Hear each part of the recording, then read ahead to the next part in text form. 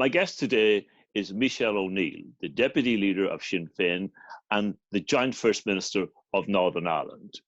Michelle, you're very welcome to the Eamonn Mallie Podcast. Thank you very much, Eamonn. Delighted to be on your programme. Michelle, we have an awful lot to discuss here today, but before getting into the various areas, particularly COVID-19 and what's going on in your life and how you're coping with ministerial responsibility and all of that, are you under a lot of pressure, personal pressure? How are you coping with that? Well, we're dealing with the crisis that clearly none of us have ever been here before. We're facing a global pandemic, and I suppose the gravity of the situation is immense. And I suppose it would be only natural that you would feel all of that. You'd feel that weight on your shoulders. I mean, we have to work our way through this as very best as we can. The number one priority has to be about saving lives. But there's no doubt that there's very big decisions to be taken, have been taken. Very difficult conversations are being had.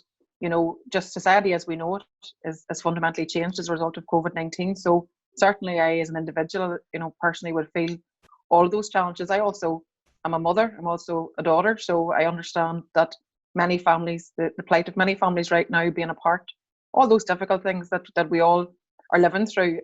So I understand those things. But I suppose my guiding light and my leveler, I suppose, through all of this is that I think about everything in terms of what would it mean for me, for my family, if you're faced in some of the difficult circumstances that some families have found themselves in.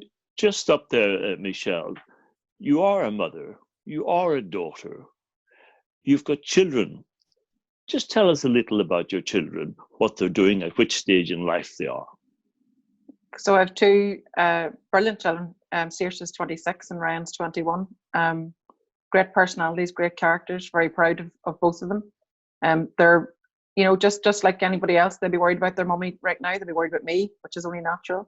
Saoirse's actually a social worker, so she's out on the front line responding to the crisis right now, and I'm very proud of her. She was actually due to graduate in May, but because of the crisis, their registrations were brought forward so that they're able to assist families that are struggling at this time.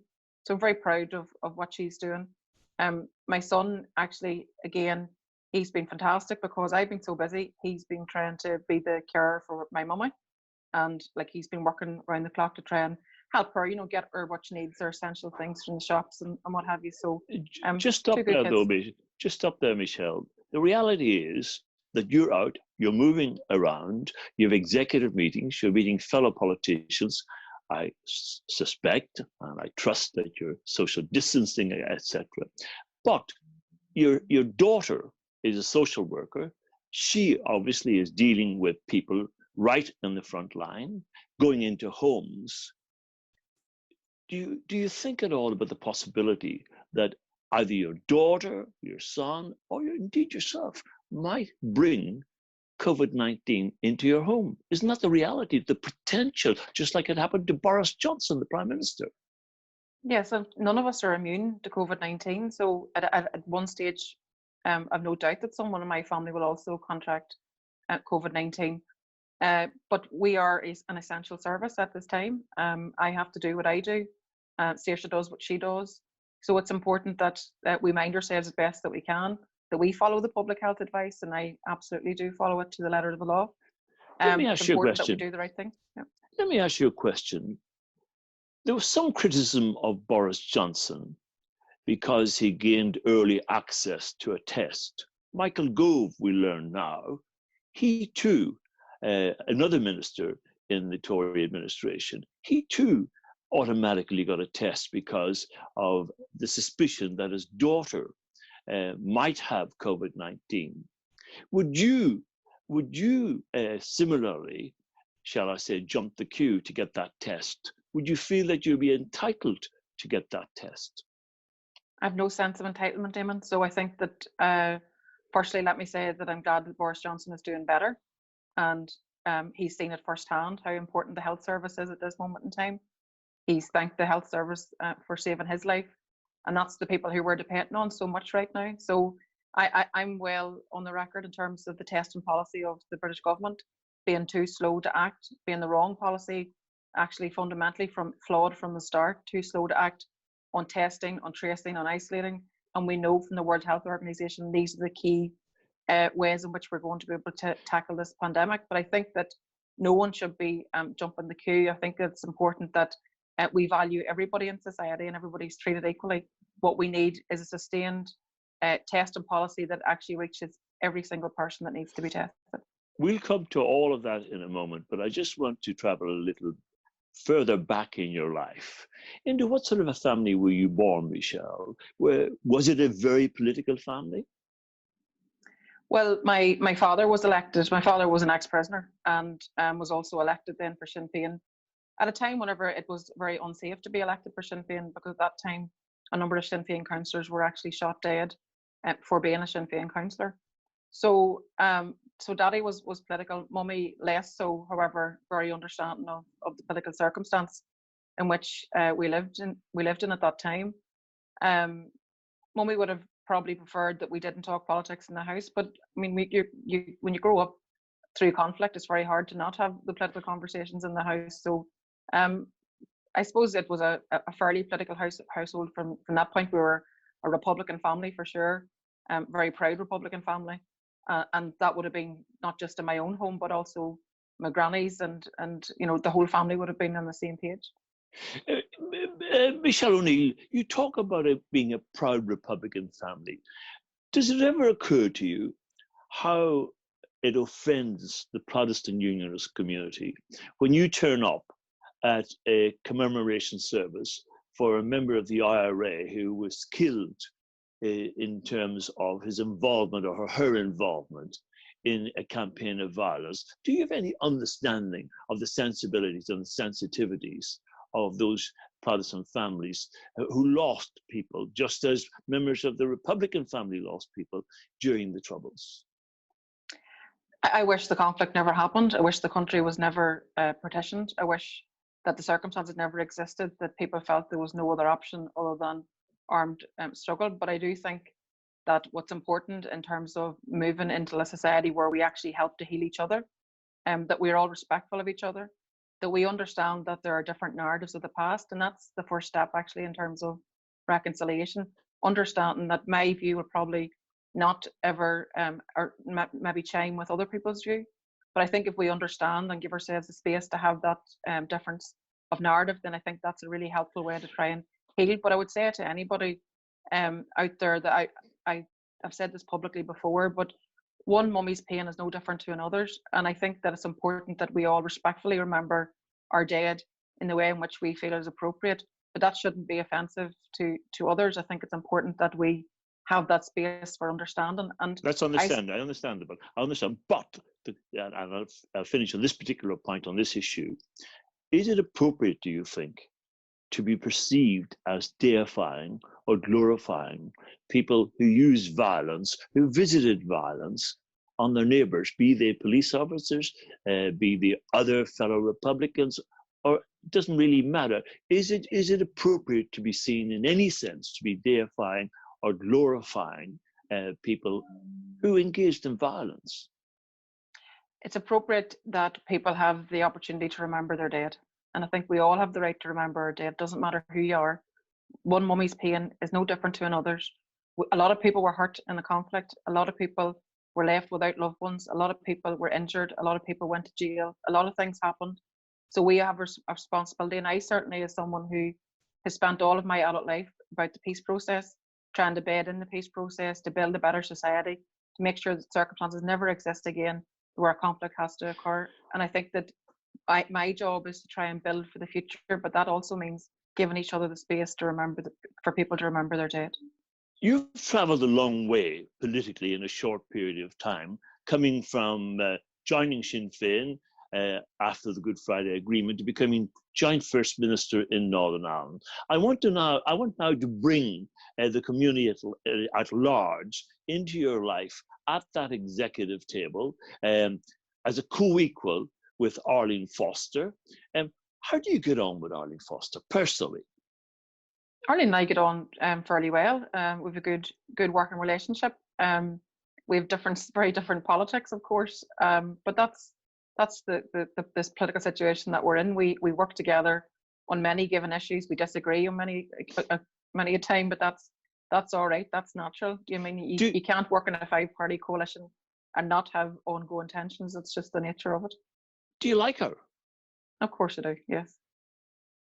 What's attractive from your perspective about Arlene Foster? Sometimes she comes across as rather austere and injudicious in her use of language, just like yourself. What do you find attractive about Arlene as an individual? Eamonn, I think that, you know, we're both political leaders. We both have a very tough job to do. You're both trying to manage being in the executive, working together. We're both trying to, you know, lead our political parties.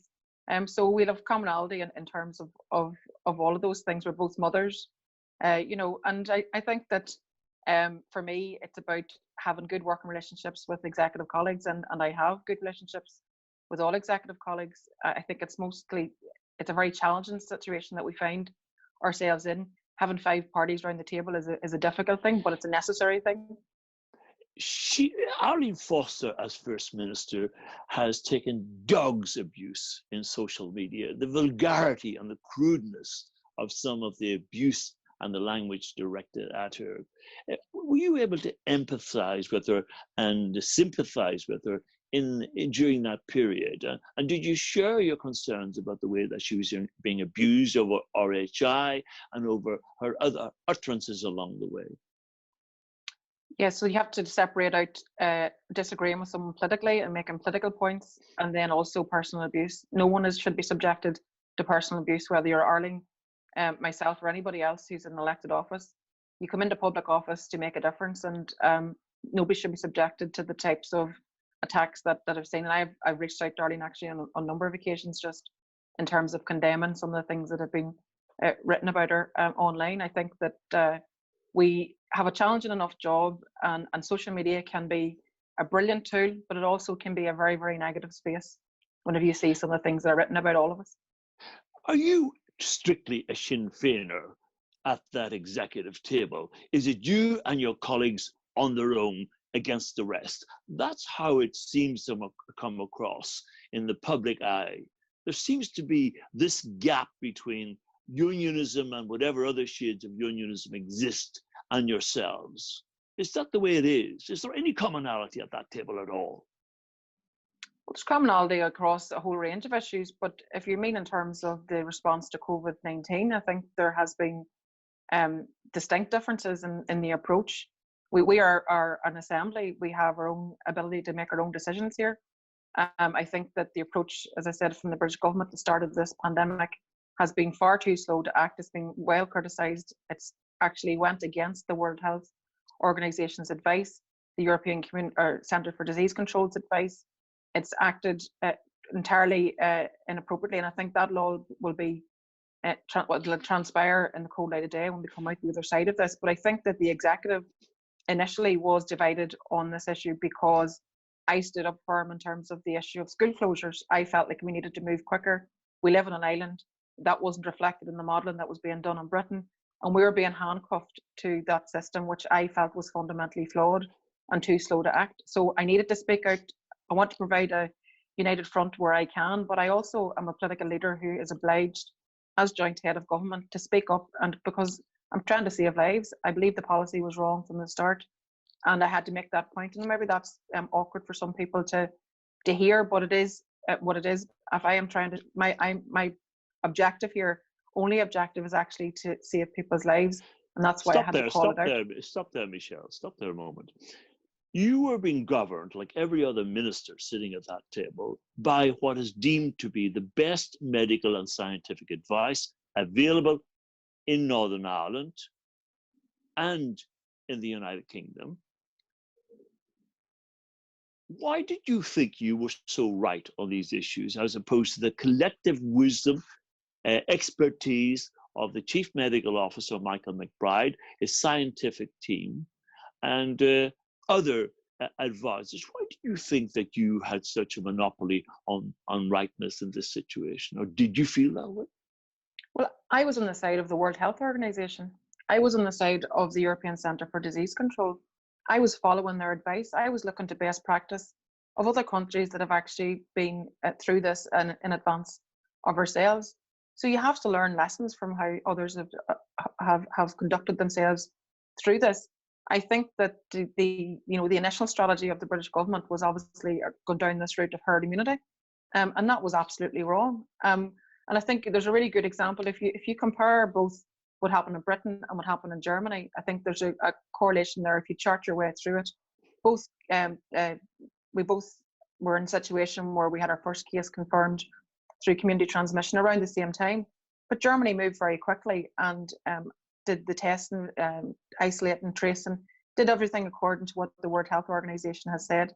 They have had some success insofar as of today, or certainly over the weekend, 3,000 people in Germany lost their lives, whereas in Britain, as of the weekend, over 10,000 people have lost their lives. So, did you take comfort? Did you take comfort from the fact that the chief medical officer in Britain, Chris Whitty, conceded that the approach of Germany meant that Germany had a head start on Britain and many other European countries by moving immediately to lockdown and test?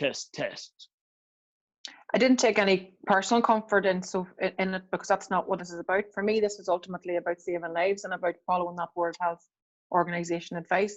I did what I did in terms of schools, calling it out and saying they needed to be shut down, because that was clearly what needed to happen. The British government's policy acted and came too slow. And when you look at the current situation in Britain, and I take no comfort from this, but when you look at the current situation in Britain, many more people are dying, and perhaps the highest death toll across Europe may be Britain, and maybe even the highest death toll across the world. So that demonstrates how flawed the policy is. I want to be in a situation when we come out the other side of this, that I did everything that I could possibly at the right time to save lives, and that's why I had to. What effectively are you saying about the approach of Robin Swan and Arlene Foster? Were they simply too beholden to the scientists and the medics and the politics of London? Is it the four nations thesis which you think to which they were rigidly adhering? If that's not offensive to them to talk about a four nations approach, was that what was holding them back in terms of moving in to your camp, in terms of adopting your approach? Well, I think that, yes, I think that initially the response was to the chief medical officer here was following the advice of the chief medical officer in Britain. And obviously I didn't agree that was the right approach, because it didn't take into account the fact that we lived on an island, that we had two systems of governance here, and things were being done differently on one part of the island to the other. I think those things weren't properly reflected in our own modelling. But I think that I've no doubt in my mind that both Robin, Arlene, and every executive minister is in this to save lives. Everybody's here to do their very, very best. But our Department of Health can't be handcuffed to the system in Britain that was flawed in the first place, but certainly that didn't reflect our own needs. Now things have improved. I welcome the fact that things have improved in terms of both testing and PPE. We are certainly moving in the right direction. It's not where it needs to be yet, but thankfully people we have seen a lot of progress in these issues since the past couple of weeks. Just stop there, please. Is it factual, because it has been reported that the chief medical officer in Northern Ireland, Michael McBride, allegedly, reportedly, said he was not a strong believer in community testing? Is that a factual situation? Did you hear that being said at all, Michelle? Yes, because the policy that was being pursued was the British government's policy, and they had actually stopped community testing back in I think it was the middle of March, which was clearly the wrong decision. That's now been reversed. So what we saw over the course of recent weeks has been a change in direction from the British government, and then in turn a change in direction from our own system here. So are you definitively saying that you heard the chief medical officer here saying that he wasn't a big believer in community testing? Was that the stance he adopted? I can't recall him exactly saying those words, Eamon, so I don't want to say that. So, but clearly the system was to not follow the community testing route. The system in Britain was to follow a different strategy altogether, which didn't focus on testing, and clearly that is now being shown to be the wrong approach. Given your public stances on schools, on certain what you consider to be non-key factory producing certain commodities such as carpet, etc., your disagreement on a whole lot of different issues, why did you feel compelled to go so public on those issues? Aren't you part of a collegiate? Aren't you part of a collective? Did you feel you had absolutely no other choice but go public and to realize what has been perceived as division at the cabinet table? Yes, I felt like I had no other choice. I had raised these things privately, and I wanted to present a unified front on it. But I think people would be far more grateful if we do everything we can to change things. I don't challenge for the sake of it. I challenge because it's my job as a political leader, and I challenge because I want to get things right. Whenever I was able to point out those things, I'm glad to say that now here we are, just a short time later, and things have somewhat improved, and that's a good thing. But I want to make sure I felt obliged that I had a responsibility to say things as I saw them. But for the reason of being able to try and fix things and get things improved, and I'm glad to say that they have improved. Now, we have an awful lot of things to discuss here. I want to turn now to the report that Conor Murphy had placed an order with the Chinese for personal protection equipment. Will you clarify this situation for once and for all, Michelle? Did he have a working relationship with the Irish government about a collaborative deal with China for personal protection equipment? Yes, and I think that I stand over, because there's a lot of conversation about this over the last week. I stand over every word that I've said publicly throughout all this, as does Conor. I think it's only here in the north that you'd actually have a pulling apart of a minister's attempt to try to get PPE here. Conor was working very closely with the Irish government to try and, because they obviously were ahead of the game. Again, they had realised the PPE was going to be an issue. They had actually been out in China weeks in advance of ourselves. The initial approach here was only to attract PPE through the British government. Clearly, the British government didn't plan in advance enough from the very outset. So again, shortages of PPE are being felt here, but there is a global issue in terms of PPE. So Conor pursued that agreement with the Irish government. They actually were in the process of transferring funds, and then obviously over the course of a number of days, because of the global shortages, other superpowers basically came in and bought up the PPE that we were going to obviously get. Michelle O'Neill, I've caught sighting of a correspondence which went from Northern Ireland to the Republic of Ireland between the administration of Parliament buildings and Dublin. And it was a correspondence signed, as I see this, by Robin Swan and Conor Murphy. And it was sent to the health minister in the Irish Republic. And it read as follows. Dear Simon, both Robin and I would like to thank you for your commitment to help in gaining a collaborative order for PPE. We appreciate the efforts of your officials who have been working with our procurement staff in securing a joint order through your Industrial Development Authority. And then it transpired that apparently the Chinese weren't playing ball. Other big forces that entered the arena. Do the sentiments in that letter, that correspondence of April 3, chime with your familiarity with the whole context of Conor Murphy trying to cooperate with the Irish government to procure PPE from China? Yes, that's exactly how it worked out. Conor and Robin. So Robin, obviously, the Department of Health even have to tell Conor exactly what the order is, what it is that you require, and then Conor helps to procure it.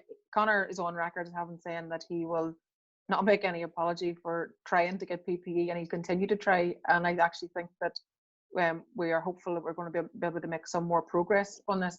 So if just to explain, there's 3 routes to get PPE at this moment in time. There's the China route, there's the shipment from the British government, and then there's the local suppliers who are now repurposing what they're doing and producing. And we have many companies now involved in that, which is brilliant, because clearly we need it for now, but we also need it for further down the line if we potentially have that second surge. And I think the main issue for me now in terms of PPE is chasing down absolutely every avenue that we have to get our hands on it, but also that it's actually getting out to staff on the ground, because I'm still inundated with people who are saying that they can't get the PPE and that they're frightened and they're not able to do their jobs. We'll address that, Michelle, in a few moments, because I spoke with a doctor today who was spelling out what he sees as the reality on the ground. But I want to be absolutely certain that the document of which I call a citing is accurate from your understanding and from everything that you know, that there was a correspondence between the 2 administrations here in Northern Ireland and the Republic of Ireland, which involved the procurement staff in Northern Ireland in these relative departments of the health and Mr. Murphy's department, in terms of his officials and officials in the Irish Republic working on a collaborative order. Is that what you're saying? Yes, of course. That's exactly right.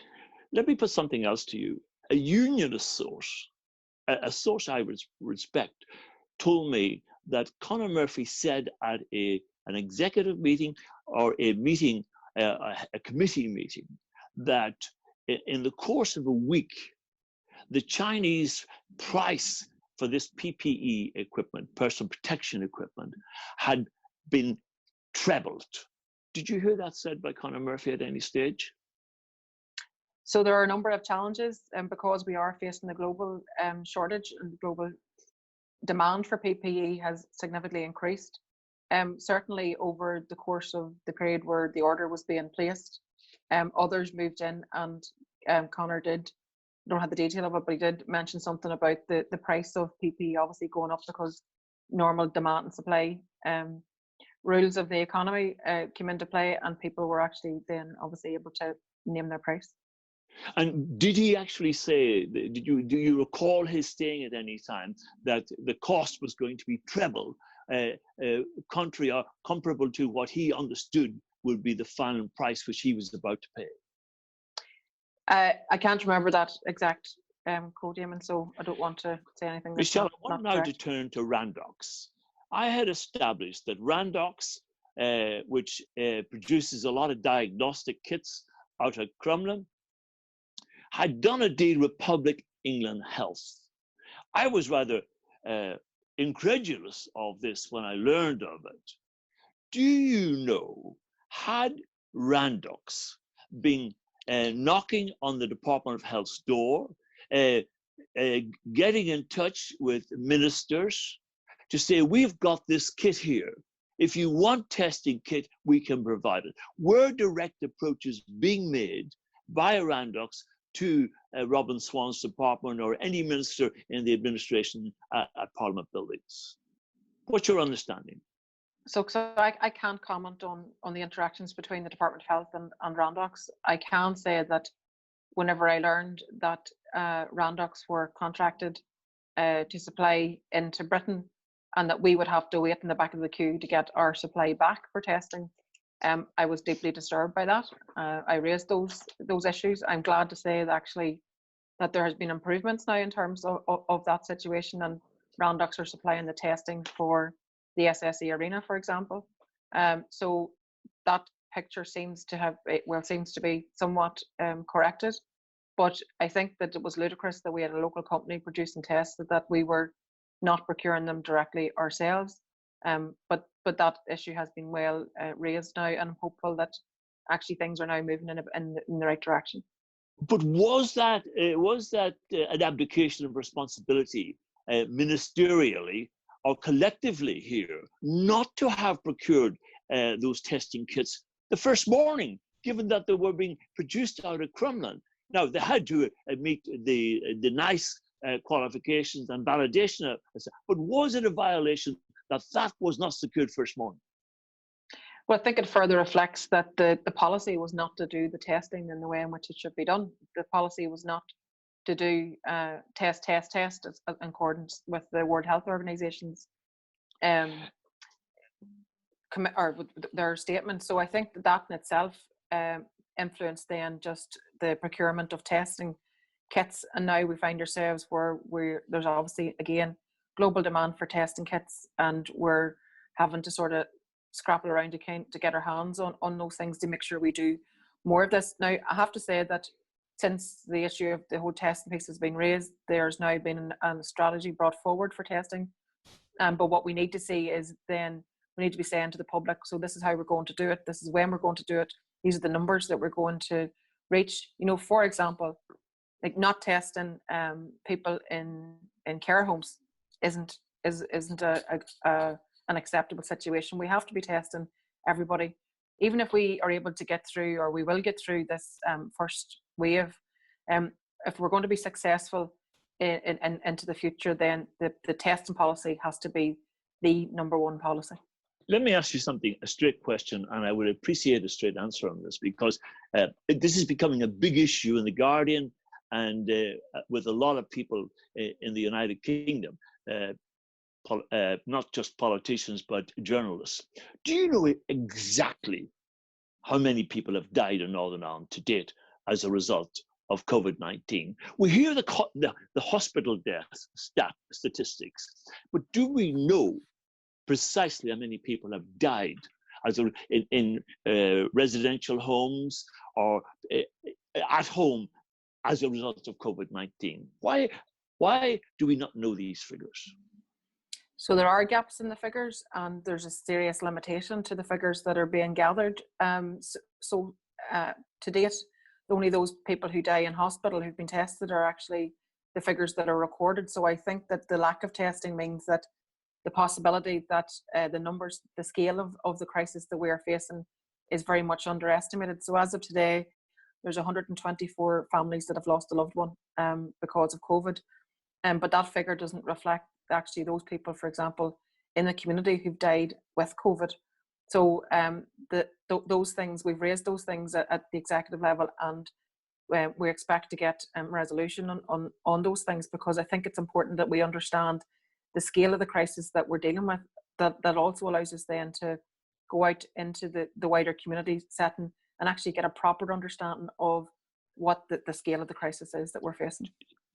Scotland can do this. They publish the differentials on a daily basis. The Republic of Ireland tells us many people died in hospital. They also tell us many people died in homes and residential centres. Why have we not got the capacity to do this here in Northern Ireland? Well, I can assure you and assure the public that I'm doing everything that we can to make sure that we get to the point where we are doing these things. Again, it comes back to the fundamental flaw here. The failure to embrace the testing policy from the outset. It meant that we're catching up. So there have been improvements, but there certainly needs to be an awful lot more done in terms of being able to record accurately the scale of the epidemic that we're dealing with. To sum up then, do you think in the coming days that we will be told precisely how many people died in hospital and how many people died in residential homes and at home as a result of COVID? Yes, that's certainly what we're working on. So we now have three. I and myself and Arlene are part of a civil contingency group meeting every morning that looks at all of these things, and 3 times a week the executives meeting also. And this is one of the issues. So the strategy for testing is a constant agenda item, and we need to get there, and we'll be making sure that we do. Dr. George O'Neill, who's a very able, respected and seasoned GP in West Belfast, he spoke very, very loudly this morning, expressing his preoccupation about the lack of PPE for nurses in surgeries in North and West Belfast. Some senior nursing officers say that their staff, their members are living in fear on a daily basis. The point of contact in most surgeries at this moment in time, George explains, is between the nurse and the patient. And he is very specifically saying the rules dictate that they have an apron, they have gloves, they have sealed masks, etc. But he's claiming those facilities are not available because of an alleged distribution problem. What is the problem about distribution?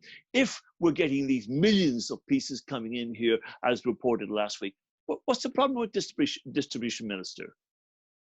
I think that that's the reality faced by many of our frontline healthcare workers. I'm certainly speaking with many people who are fearful to go to their work because they don't feel adequately protected. We obviously have seen an increase or the guidance has been reviewed last week, which says that healthcare workers need to receive more PPE. The reality is on the ground that that's not the experience for many people, not just in GP surgeries. Why, Michelle? Why is that the reality on the ground? What is inhibiting? If, as Robin Swan says, the PPE equipment is there, why is it not getting to those surgeries across Northern Ireland, into the homes and all of those places? I think that's where the fault line is. So trusts, for example, each individual healthcare trust will have its own stock of PPE and they have to distribute it out. Each trust, for example, now has to work also with the independent sector and the care homes. Those people that work for domiciliary care or work in domiciliary care out in the community. But there clearly is a fault line somewhere that it's not actually getting to the people when they need it as they do their job. And this is such a scary situation. But Minister, you are the joint First Minister. Have you the power to put pressure on those trusts to guarantee that we don't realize a situation where nurses and surgeries and clinics across Northern Ireland and homes are not being exposed potentially to COVID-19 with the potential to spread it in their own homes and further afield? I do that, Eamonn, every day. I mean, obviously the Department of Health, the trusts all come under the Department of Health, and the Department of Health has its own autonomy to a certain extent. But you see, when we move our way through this crisis, it is about shared leadership, it is about collective responsibility. So whenever these things are highlighted with me, I bring them directly to the executive's table. The issue of making sure people get adequate PPE is a huge issue.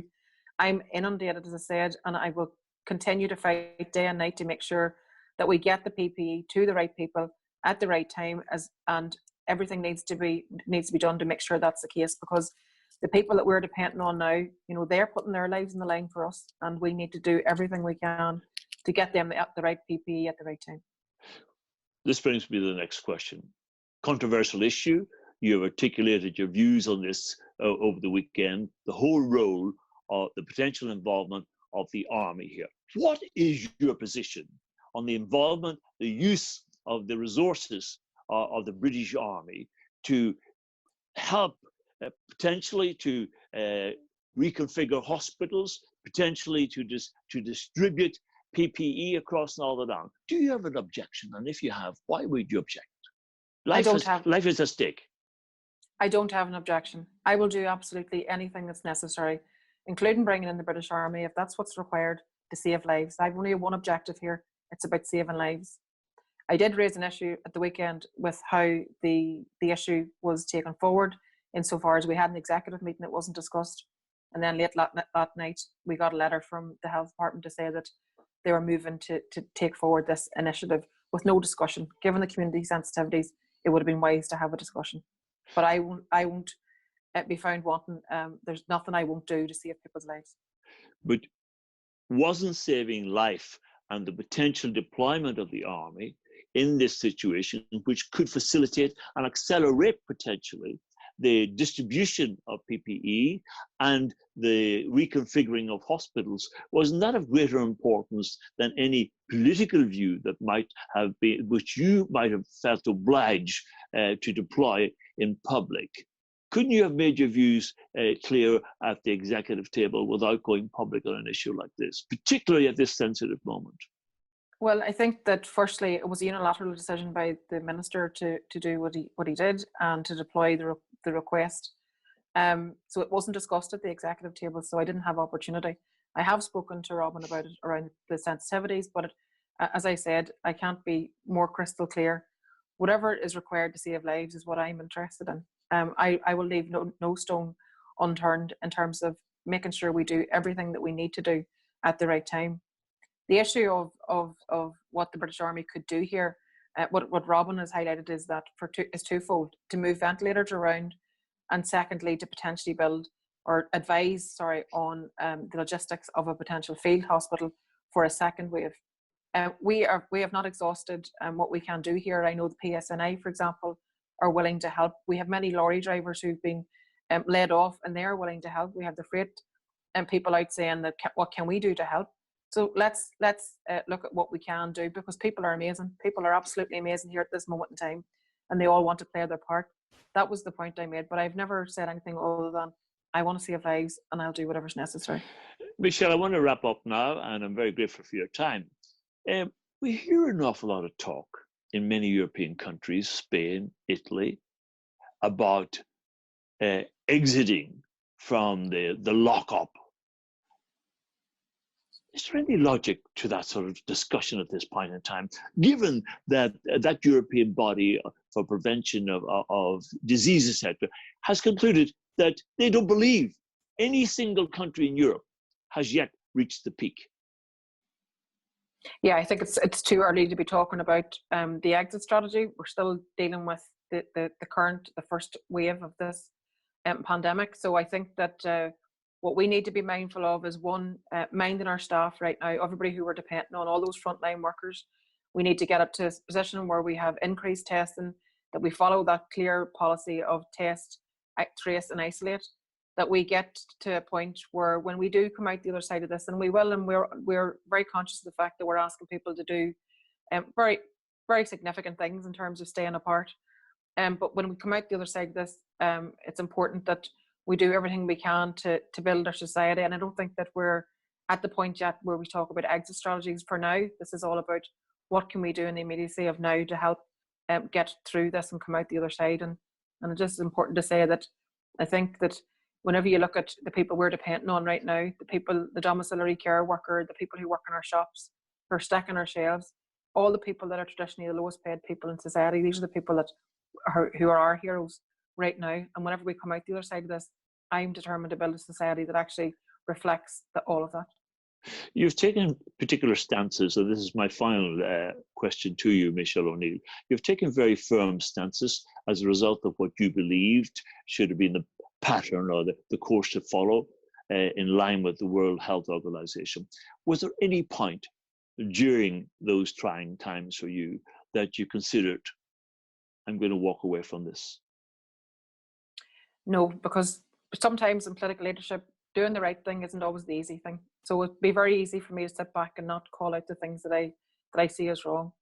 I would like to think, and I hope that the public know, that my motivation for everything I've done in speaking out, where it appears that there's a lack of unity, has always been because I didn't believe in the policy. It's always been because I wanted to save lives. It's all been because I wanted to follow the World Health Organization's approach.